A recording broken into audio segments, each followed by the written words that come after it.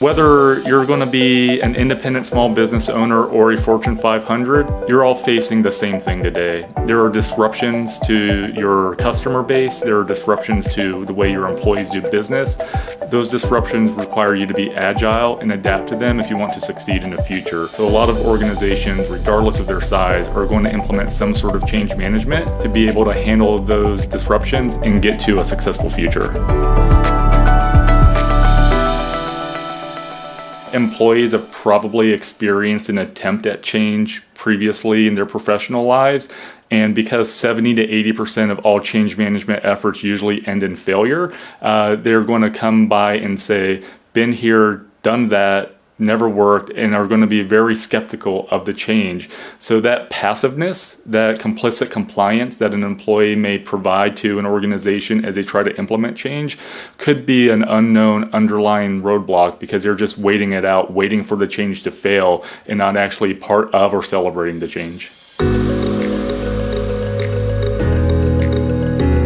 And when change management is oftentimes announced to the workforce, it is usually done with a 9 o'clock meeting. Let's get everybody together and, hey, here's a new change we're implementing effective immediately. This is the steps that we're going to take to get there. And there is no time for the employee to emotionally reconcile to the announcement and all of those human emotions that come with the shock of the change, the unknown of what that means for them. That lack of communication strategy as part of the entire change management approach oftentimes leads to the missteps at the beginning with employee buy-in. No matter what our business is, no matter the technology we have in place, no matter the processes we have, no matter the automation, we have employees, and employees are ultimately human beings.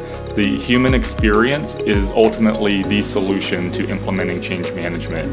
The resistance that comes in with the unknown that no machine, no data analytics can predict is going to be that human emotion, that human element, the humanity and the collaboration of the individual employee as well as the teams that they operate in. To be able to ensure that the change management is going to be effective, you've got to look at the people as much as you do the processes and the technologies.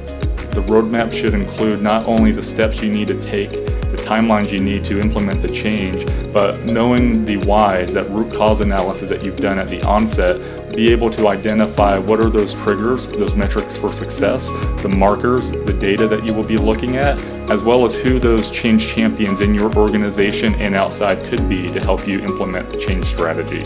Once you've done all of that, you have to communicate and socialize the change with your employees at the beginning. This does not necessarily mean that you're getting permission or buy-in from your employees, but you are communicating openly and as transparent as you can be about the reasons for change with the employees. But more importantly, you're communicating how you're going to bring them in as part of the journey.